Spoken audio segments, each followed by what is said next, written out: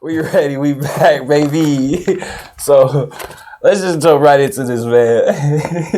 He said, "Hey, yo." So the first question I got for you, bro. What is third word? The third word? Yeah, and in a sentence. Ward. Isn't that what it's called? What? In New Orleans, like wards. Yeah, we got wards. So it's like the 17th ward, the 3rd ward. You know what I'm saying? 7th ward, stuff like that. 9th ward, downtown. You know what I'm saying? Is it like different areas and shit like that? Yeah. Okay. It's like districts. Almost.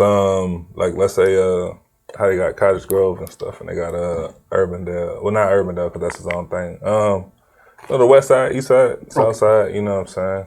Like we still got sides, but within those sides we have like I guess districts you'll call them, but they counties like districts, not counties, districts. Not okay. Because like Orleans is our county, so it's like Orleans Parish. We don't even have counties; we got parishes. It's called it's just like a county, except we just say parish instead of county. Right. So you got Orleans Parish, some other stuff, Sioux Parish, all that. Shit, like okay. Probably ain't even saying it right. I don't even know if there is a Sioux Parish. He says Sioux Parish, but there's definitely an Orleans Parish. You know what I'm saying? What is good, y'all? Welcome back to Street Runners TV. I'm your host, Abu Sama. And we are here with a special guest. We got Emmanuel Hollins in the building. Yeah. Shout out to you, man. And, definitely. Before we get into this podcast, I appreciate you for taking the time out your day. Oh, man. I appreciate it being here. You know, let's lock it. Let's do it again. Yeah. I know. That was too damn professional. Right, because it was a handshake. I thought she was going to ask me for my tax information. You know what I'm saying? Hey, yo. Bro, comedy, yo. But all right, so let me get back to it. So Mr. Hollins, man, bro is literally, so he's a photographer, video photographer, as well as filmmaker and a songwriter, but he's also the owner of Leg Production. What's that, like film? Legroom Productions? Legroom Productions. Yeah. Legroom Productions is, it's everything. It's like graphic designs. We work with models. We work with upcoming talent from sports, modeling, acting, athletes, just everybody in general. We also do logos, flyers for parties. We do party events like filming, photography. I mean, anything that has to do with camera work or either graphics we do. Creating content and stuff like that? Yeah, there's no limit to it. If they ask for it, we could do it. Yes, sir. So, okay, so let's take this way back to the essence to where this all started in New Orleans, right? Okay. What part of New Orleans were you born and raised at, and like did like the idea of creating a production company started from the beginning, or was there like did you play sports or anything coming up? No, I sucked. I was horrible at sports, man. Like mind you, like my family was poor, right? So, and it was just my mom, and like we didn't have no food or nothing like that. I mean, we had like scraps that we'll put together that'll turn out good as hell. But the coach hung $20 from the bottom of a backboard. And it wasn't like he hung it like sideways or anything. Like he hung it the long ways and put the tip at the bottom of the backboard. And he was like, if you could grab that $20, you could have it. Because he needed me to start as a center because I was tall. Okay, you know what I'm saying? Needless to say, we were still eating scraps that night. So yeah, sports ain't work out for me. But I was born uptown, like around the 3rd Ward area. Raised in Pigeon Town, so 17th in the 17th Ward. I didn't start my camera stuff until I moved to Iowa. I was rapping, I was doing music. Okay. So when I moved up here, for me trying to rap and trying to, like fit into the new scene and, new in town, I couldn't find anybody to do my music videos and stuff. So I was like, you know what? I'm just going to get a camera. I'm going to do it myself. You know what I'm saying? Yes, sir. But then I didn't know how awkward and hard it'll be actually to shoot your own video because you can't really get the shots and angles that you really want to get. Yes, sir. You know what I'm saying? Without the right information. Your dog tag was hitting the thing. Oh, that was Matt saying my dog tag was hitting these baguettes. These baguettes was hitting the mic. You know what I'm saying? I'm gonna tuck that in. Debo watching. All right, so yeah, so I started doing it. Got the camera. I had to practice. Started practicing on some friends and stuff, and it was like, oh, this is dope. So like everybody else, was like, oh man, you're kind of dope. So I was like, damn. So then it started to turn into a business. Now, mind you, I've been rapping for years before that, and that was cool. People like me or whatever. But I didn't really start leaving town and getting out of town books and making money off of anything. So I started like using the camera. Once I started using the camera, I started getting booked to go out of town. I started getting flown out to different places. Like my first time to a lot of places was because of my camera. You know what I'm saying? Okay. But I picked up all that talent here, actually. So that's why I show so much love to Iowa and Des Moines, is because it started here. Like all my love came from here. My main clientele in business, my confidence came from here. So, yes, sir. Like this is where it started at. Des Moines, Iowa.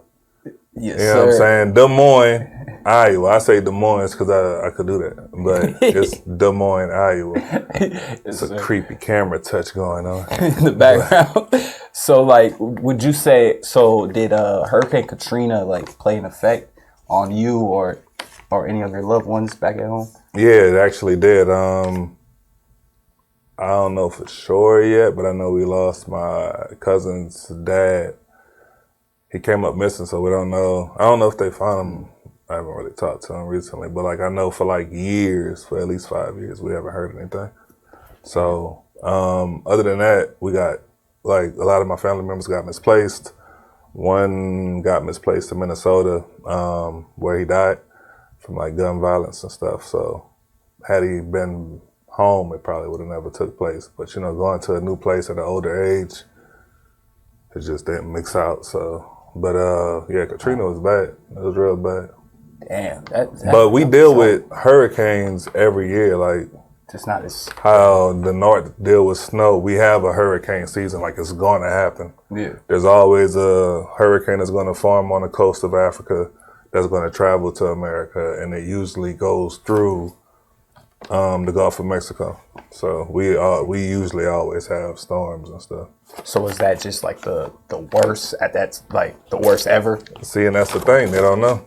They don't know if it was. I mean, like, no, there was worse. I mean, there was more harsh hurricanes that came. You know what I'm saying? Like hurricanes were more harsh than the one that hit than Katrina. But it was a boom. Was there a boom? You know what I'm saying? Was there an explosion? Did the levees get blown? You know what I'm saying? Like, yeah. Because the one after that was supposed to be the category of it was higher.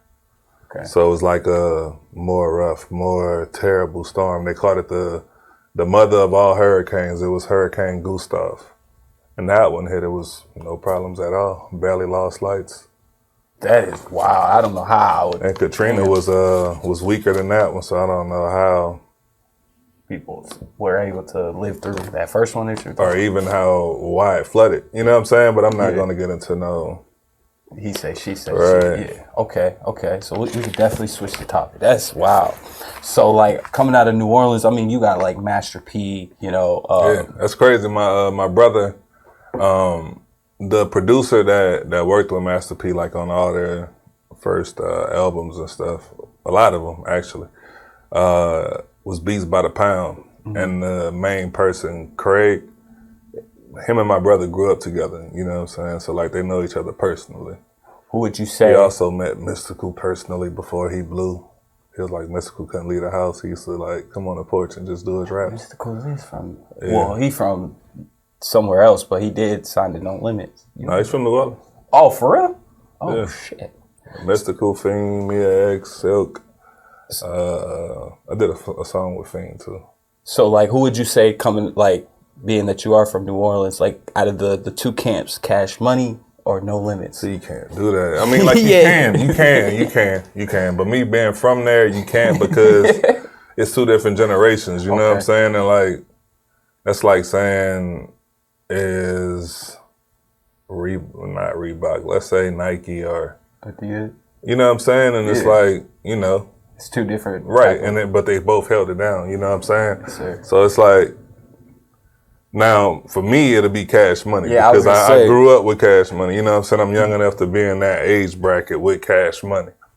But at the same time, I mean, Master P led the way, you know what I mean? Yeah. Like, not only did he lead the way in New Orleans, like, he was the first one to actually get his own label, have 100% of his masters and stuff like that, you know what I'm saying?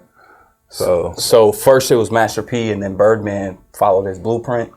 I think Birdman actually just did what he did, you know what I'm saying? Like, yeah, you know what I mean? Like, they probably did see him do it, like, oh, man, we could do that too, you know what I'm saying? But I don't think it was like, you know, 100% influenced by Master P, I think, because Birdman was already getting money, already hustling, already doing his thing. He did say that. You know what I'm saying? He said something like he came to the label with a mill. Oh, yeah, shit like that. Yeah, he was getting bread. That's what's up, man. So, okay, before we did this podcast, we talked about like New Orleans and Minnesota. So when you transitioned into the Midwest and went to Minnesota, was there like a culture shock for you? Man, like, it was an everything shock. So, like, the only time we used to see snow is like on TV or whatever, right? Yeah. And like one time they tried to have it in like City Park, like our little popular park down there. It's called City Park.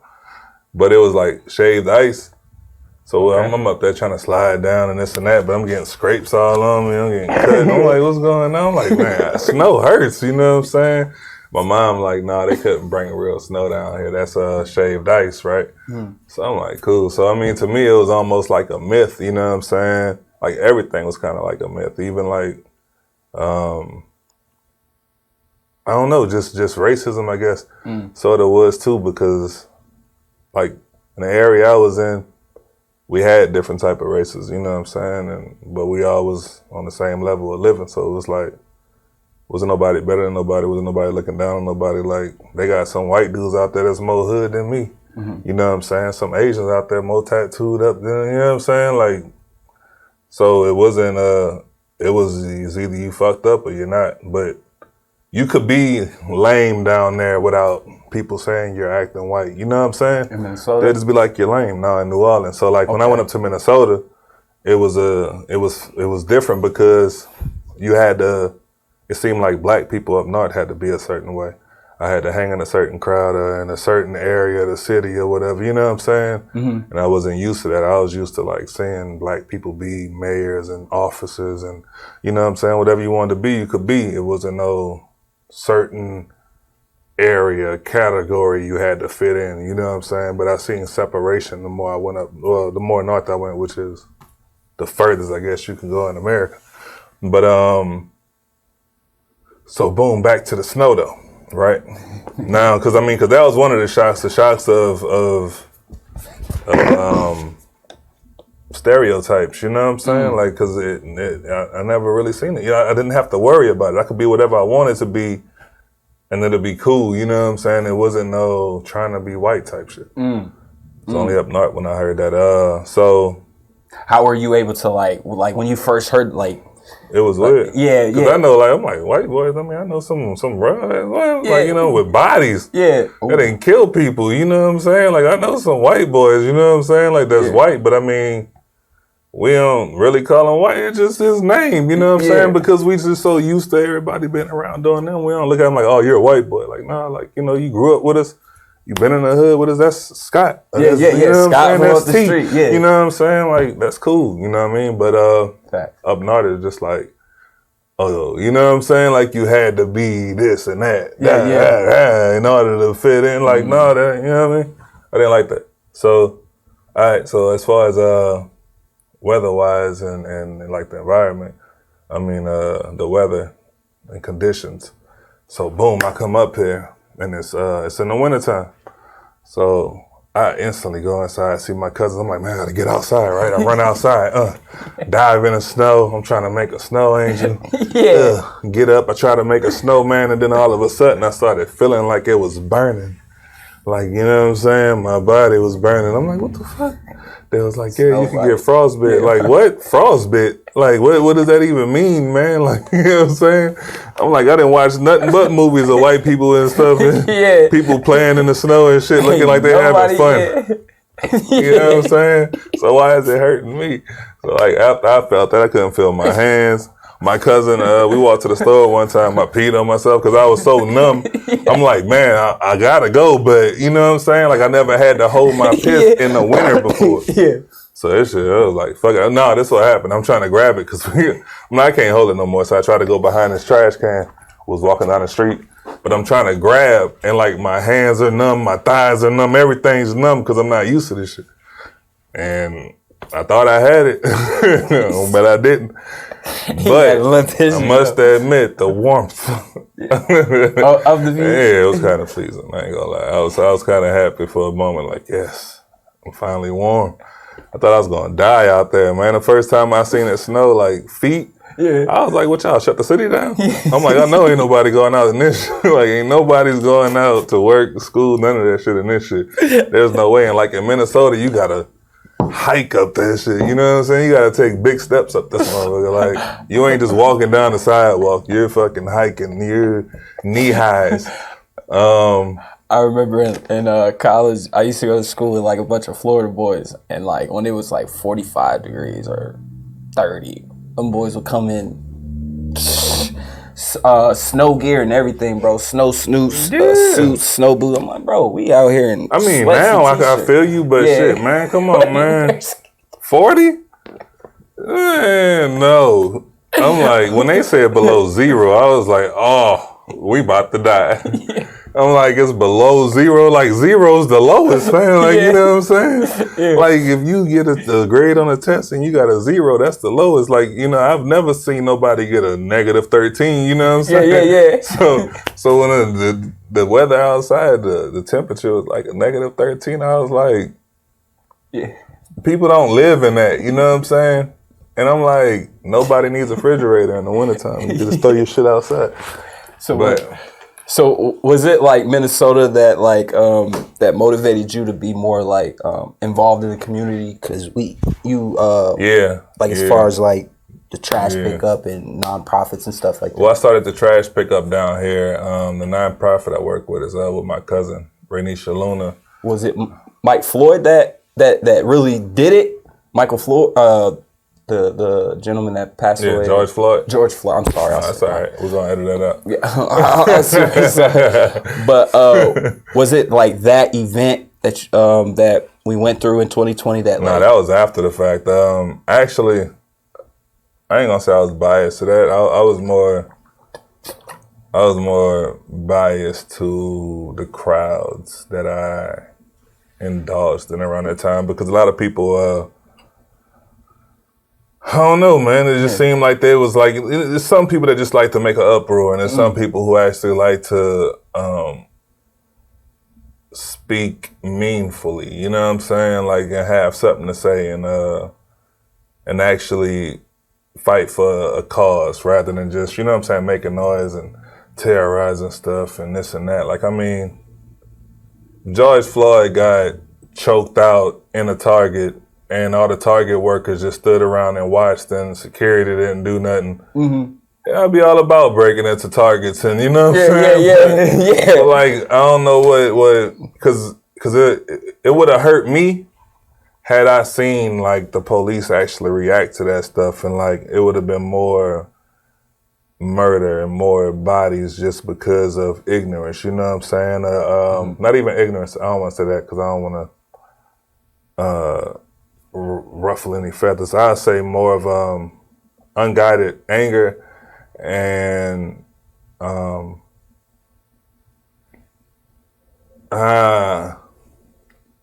unguided anger and quick, you know what I'm saying? Like just a quick reaction. Mm-hmm. Unguided anger and quick reaction is where I feel like most people emotions came from rather than from a conscious place and awareness, you know what I'm saying? I think it was more of a quick reaction. Yeah. Oh, this is wrong. Ooh, I'm mad. React, you know what I'm saying? Which could get you and a lot of other people hurt. You know what I mean?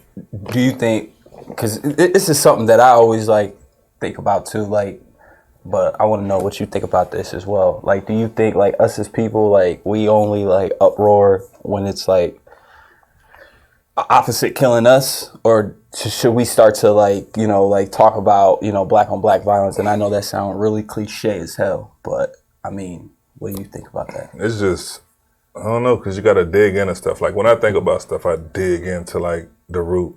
You know what I'm saying? I even thought about like, how can I not work? So I dug all the way back to like, all right, how did people survive back when civilization was living in the woods? You know what I'm saying? Like back when humans was just living in caves and stuff. Like, but you still had to work. Yeah. If you didn't go out there and try to hunt down your food or whatever, you know what I'm saying, or try to find shelter or build your shelter, you either freeze to death or you either go hungry. You know what I'm saying? Like you had to wake up and work even more then because you couldn't store your food. Yes, sir. You know what I'm saying? So as far as how blacks react, rather if it's more to others killing us than ourselves, I have to dig deep and that'll fall on what was our ancestors taught over the years. You know what I'm saying? Like if we were singled out into this area, or that's the niggers and this and that. If something happened with us, it was always within us. We always was within ourselves. You know what I'm saying? Discussing it or whatever. We had to feel it. We had to respond to it. It wasn't the world because they didn't give a fuck about us. You know what I'm saying? Yes, sir. So I think down like over the years, that became to the point to where we overlooked our you know what I'm saying, wrongs as far as, you know, doing unto each other. Yes, sir. More than we do the outside, you know what I'm saying? Yes, sir. Because we want to come together, but we don't want to break apart at the same time. So it's like, yeah, I know my cousin killed your cousin, man, but hopefully we could, you know what I'm saying? Yeah. You know what I mean? But it's not like this person's going to uproar about it because, I don't know, I don't know. They might, get called a snitch or get called, you know what I'm saying, a bitch, like, oh, you out here protesting, your cousin got, you know what I'm saying? I don't know. It's a whole bunch of levels to it, but... So you got to peel back. Yep. Do I think that there should be more uproar from our community yeah, I do. And I don't even think it should be uproar. I think it should be more of awareness. Like, I mean, if we get out more, talk more, socialize more, you know what I'm saying, get to know the person. Right now, we're just seeing people outside of Facebook, you know what I'm saying? It's like, you don't have a name, I don't know you, we don't have no history. I never built a relationship, so I mean, you're nothing to me. You know what I'm saying? I'll take your life, whatever, you're nothing. Yeah. And it shouldn't be like that, you know what I'm saying? It shouldn't. What do you think, like, when it comes to, like us as black people coming together and helping each other, what do you think is stopping that? What to stop it? Yeah. What's like right now, what is like stopping us? Cause like,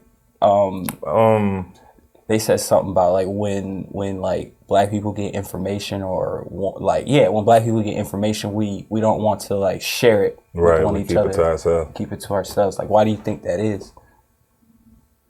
I don't know. I can't really speak on that. Why do black people keep stuff to themselves? Because they are afraid of things being taken away from them? Or just like... But they shouldn't feel like that with each other, but they're so used to things being taken away, you know? So used to it. I mean, and then there was a point in time when black people was the cause for a lot of Black Panther meetings and everything else being raided and people getting killed and police having access and finding out plate numbers and locations to all these meetings, you know what I'm saying? Because of black people, black moles that was working with, you know what I'm saying, white officials or whatever. Yes, sir. As far as, what was the other one? Why do black people what? So why? So one, I said information, and then the other thing was like, why don't we like come together and pretty much like, yeah. Well, you answered it. Oh, what would it take to make the violence stop or something like that? I think you asked. Yeah. All right.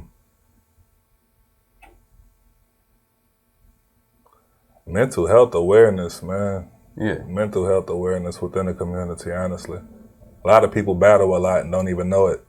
And the crazy part is like mental health don't mean that you're slow or you have a special need. You know what I'm saying?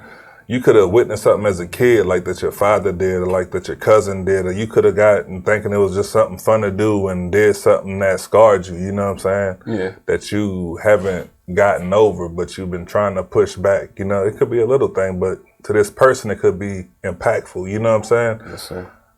And PTSD could form, anxiety could form, you know what I'm saying? Like from you, so being in an area where there's always gunshots, like you can't even really sleep, you know what I'm saying? And you're wondering why you're always up. Yes, sir. You're trying to look at your mom like, oh, maybe because my mom used to, like, no, it's the area that you was in, you know what I'm saying? Like over time, you could form these mental conditions, you know what I'm saying? So it's always good to get evaluated. But I think that'll help a lot. Like if people, because I mean, otherwise I'm right, you're wrong. Yes, sir. And in your eyes, you're right, I'm wrong. No matter what in the black community, you know what I'm saying? Yes, sir. I'm right, you're wrong. If I'm upset, I'm right, you're wrong. There is no middle ground. There is no trying to talk it out. There's none of that. And if you do try to talk it out, you're soft for your bitch or this and that. But really, no, man, ain't nothing wrong with talking. You know what I'm saying? Somebody need to go talk to a couple psychiatrists or something. Talk to a therapist, talk to a friend, talk to somebody, like get that stuff off your chest and identify what's going on, because a lot of people don't know. Do you think, like, so before I ask this, no, this is just like a question that has been in the black community, especially in the hip hop community. Maybe you can chime in on this and let me know what you think. So before I ask this, no gang, this is no gang affiliated, it's just a question. Mm-hmm. Do you think if the justice system was to allow Larry Hoover to be released, that would help maybe like the black community with him pouring, just some positivity and some enlightenment to the young kids that's coming up? It'll help some. Yes, sir. It'll help some. It'll help those that could identify with Larry Hoover or, you know what I'm saying, gang structure. I mean, not even gang structure, because Larry Hoover stands for more than that. Mm-hmm. Just his history, you know what I'm saying, and just him being an elder.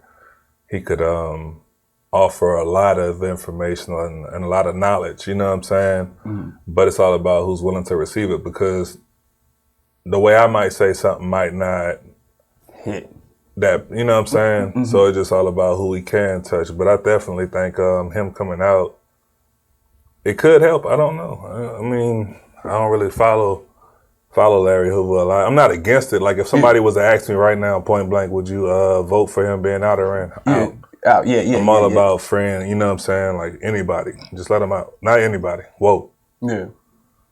Whoa. Yeah. The pet. Yeah. Y'all niggas got. Don't get that. Yeah. No, don't misconstrue that. But I'm all about. I mean, releasing people that I feel have paid their debt to society. You know what I'm saying? Yes, sir. So I think he paid that. I think so. So what sparked the whole wanting to run for, governor, and you know what I'm saying, just the whole, not to get too deep. Simple answer. Boom. A simple answer would be, we all have to fill seats. You know what I'm saying? Yes, sir. Somebody's gonna have to be a teacher. Somebody's gonna have to be a cop, regardless of how much the world might say, fuck the police and this and that. Somebody's going to have to fill that seat. Somebody's going to have to be the next president. Yes, sir. One of our friends or somebody in our age group one day is going to be sitting in those seats, you know what I'm saying? And yes, sir. I feel like the black community stay away from politics and the legal side of things a lot, you know what I'm saying? And I don't know if it's in fear of the responsibility or lack of knowledge of the positions, you know what I'm saying? Sir, yeah. Because it's not like it's something that we discuss a lot in the black community. Like, oh, man, you should run for governor. Man, you should be a mayor. Or, man, you should be into politics. Or, man, we should worry about, you know what I'm saying, foreign politics. Or maybe we should worry about lack of food in the urban area. You know what I'm saying? Like, we don't really get into depth on stuff like that. So it's like maybe they just don't know, or maybe they don't care. But I would like to just influence, you know what I'm saying? Mm-hmm. If I can get in a position enough to influence and help out and make change, then I will, you know what I'm saying? Because it's going to have to be done by somebody. Yes, sir. And I think I'll care for the position, you know what I'm saying? Yes, sir. Yes, sir. So one last question on that topic, then we'll move on. So, if you was put into the governor's office today, what would be your agenda that you would want to attack first day in the office? First day? First day. Oh, man. Nah, for real. It's crazy. And I'm going to let y'all know something, right? I'm going to be honest with y'all. We took a break, and he just asked me this question behind the camera, right? And I thought I had the answer, but he said first day right now. And my original answer would have been hunger and education, but man, low rent housing. That's it, because I don't think. All right, so look, there's this. So I come from a home that was low income or whatever, and we had government assistance, right? Yes, sir. And one thing I never understood is like why. Remember how we was talking about working? And I was like, no matter what you do, you gotta work, right? Yes, sir. Yeah. Government assistance, you don't really gotta work. So you just gotta, either act like you went and put out a whole bunch of applications for that month, or I don't even think in some states they really follow up with you. So I'm like, out of all the things that gotta be done in the community that involve volunteers, I'm like, why haven't they ever have people that's on assistance do these things, you know what I'm saying? They even have inmates picking up trash on side the highway. Okay. Like, I'm not against people being on government assistance. Not against it on aid. I'm not against it at all. But how can you expect to put a person back in the workplace if you're not introducing them to a working atmosphere? You know what I'm saying? Yeah. These people are starting to get used to staying home and sleeping in, doing the bare minimum. You know what I'm saying? Like they're getting used to that because there's no rules and no schedules implemented. You know what I'm saying? Yes, sir. But you want these people to go from spending 9 years of doing nothing to you have to find a job. So like around the time with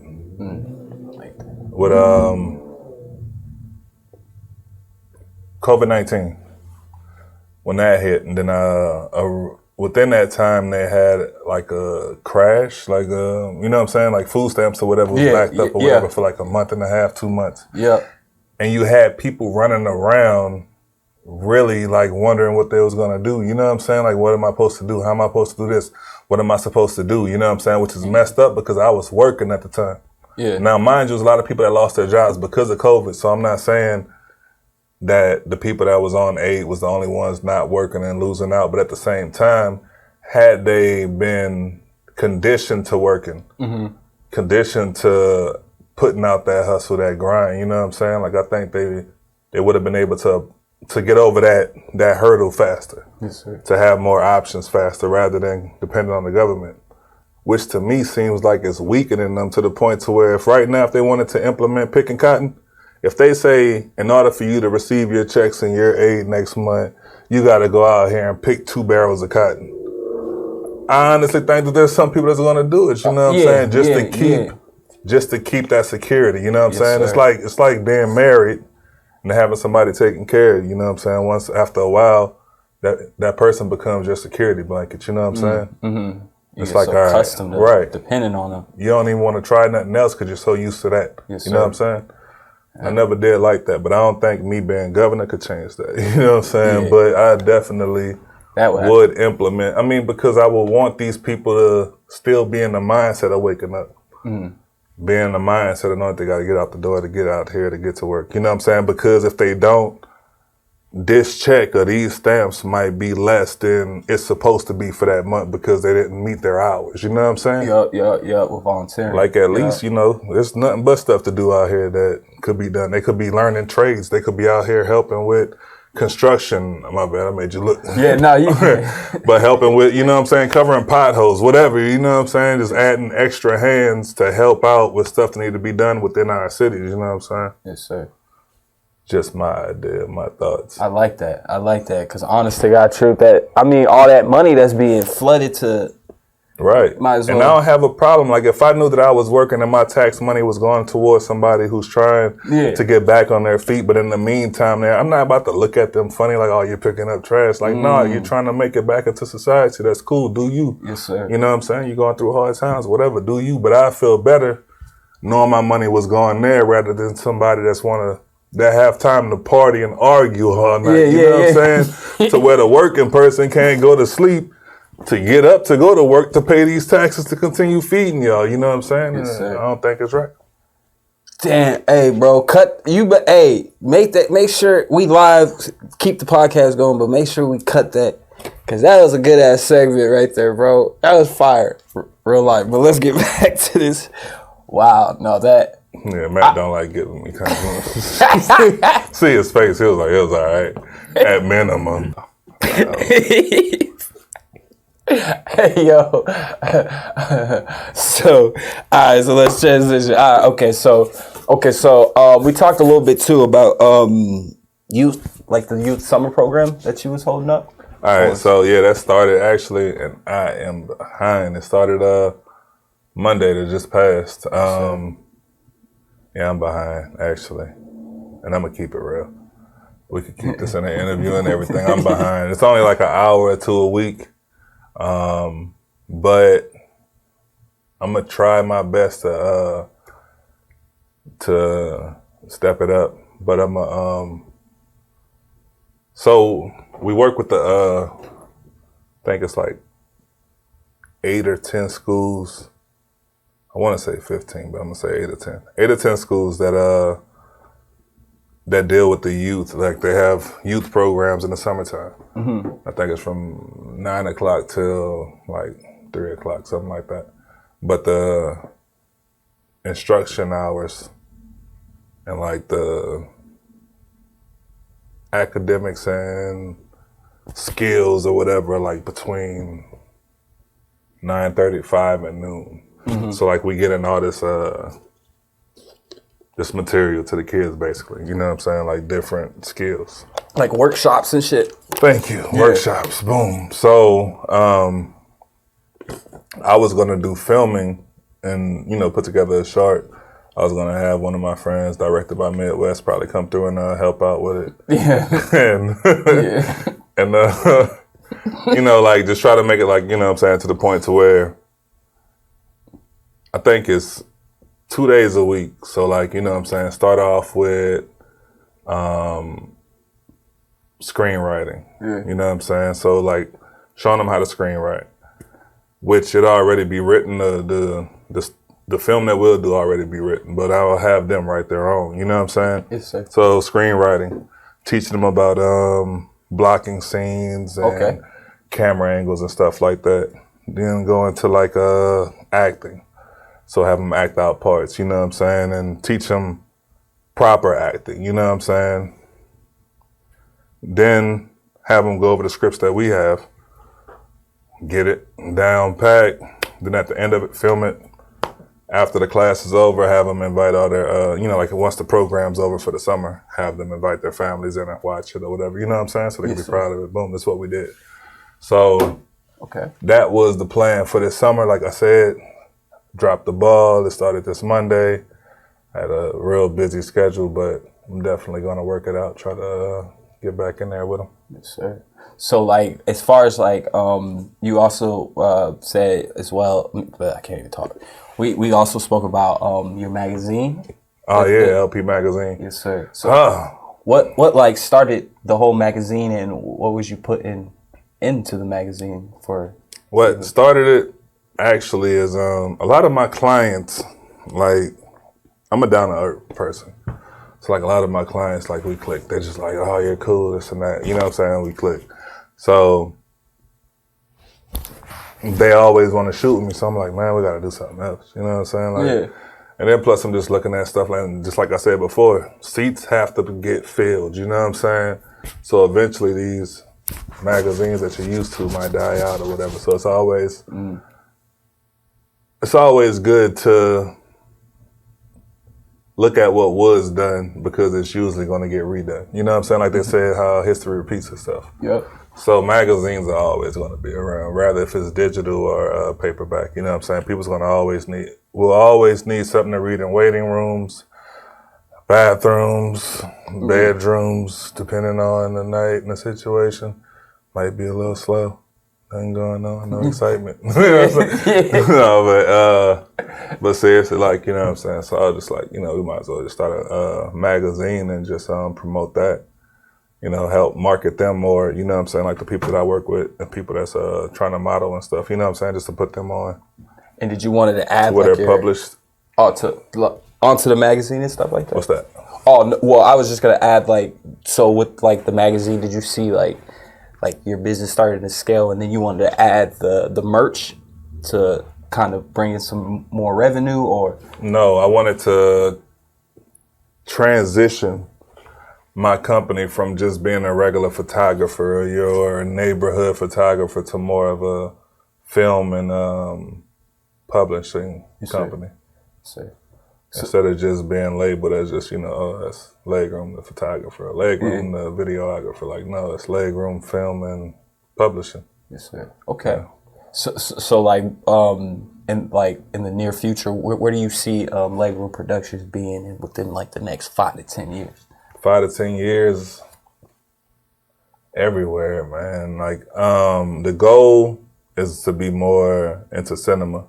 Like so movie? More into like theaters, more into film, more into like, you know. Yes, sir. But at the same time, still doing real estate work, still doing your neighborhood flyers, still doing birthday shoots, still doing your baby's first birthdays. You know what I'm saying? Yes, sir. I even filmed a C-section before, man. In the hospital. Pregnancy? Yes, sir. Yes, sir. Like, there's no limits to, like, where Legroom will be or can be. You know what I'm saying? Yeah. But ultimately, I wanted to be a magazine company and a film company. Yes, sir. But I would never turn my back. No matter if I'm getting $1 million contracts, somebody call me right now and be like, man, I need one of those 250s. Yeah. I got you. Yes, you know what I'm saying? If I can't make it, I'm going to, you know, make sure somebody make it over there to get you right. But yeah, I will definitely never turn my back. Aren't you, you're putting out a little, like a short movie with TJ James, known as 5, right? Yeah. 5, yep. Yes, sir. Working on a series right now. The title may change, but right now it's called The Family. The Family? The Family. So what's that about? Like what? The Family's, it's about loyalty,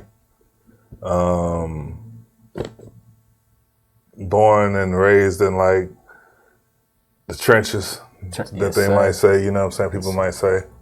Being born and raised in the trenches, trying to identify with yourself and maneuvered through a whole bunch of corruption, you know what I'm saying? Mm-hmm. Basically, if it was to sum it up, just a whole bunch of corruption going on, trying to identify who you are at the end of the day. Because, you know, we could be put in bad situations, but that don't make us bad, you know what I'm saying? Yes, sir. James is playing a lead character. He's O'Day. He's one of the more conscious gangsters, I guess you might say. He's more conscious, so that's what I mean by identifying who you are, because just because you start out as something don't mean that you're going to end as that, you know what I'm saying? But right now, he's getting into it with one of his friends or whatever. They just got into this little mess or whatever they're trying to get themselves out of, and it's a lot of stuff going on. Yes, sir. So like, I know like there's probably going to be like a lot of, with social media, there's going to be like a lot of independent filmmakers that's going to be growing up. I mean, not growing up, but yeah, pretty much growing up. Kids that want to be filmmakers, right? When they get older, what would your one advice be to that kid that's growing up, trying to figure it out? I can answer this. Keep doing it, man. Yes, sir. Keep doing it. Shoot. Keep shooting and put it out. You're going to need that. you're gonna need every bit of criticism that comes with it, because even if it's bad criticism, they're watching it, and then plus, like certain things that you might want to fix, or that's probably how you wanted it to be perceived. So it's like you get the acknowledgement that the way that you wanted your vision to be perceived actually worked. You know what I'm saying? Yes, Like, man, that was weird. Like, I wanted it to be weird. You know what I'm saying? Like, that was scary. I wanted it to be scary. You know what I'm saying? Yes, like, in order for you to really hone in on your craft and your talent is to let go of all fear and just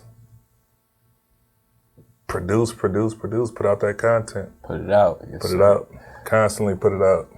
So I got a 2-part question before we end this podcast. My first, so the 2-part question is, what would be one piece of advice that was told to you that you still remember? And then the other part of that question is, if there was one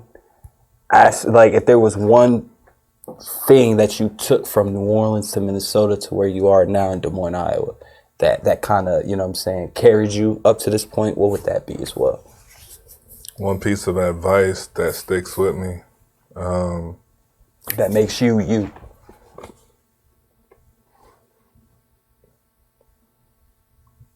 Survive.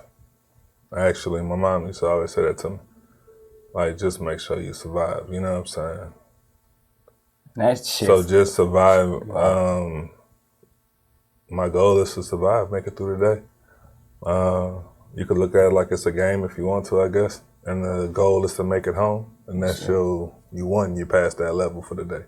You know what I'm saying? But just surviving, just making sure that I make it to the next day by all means possible.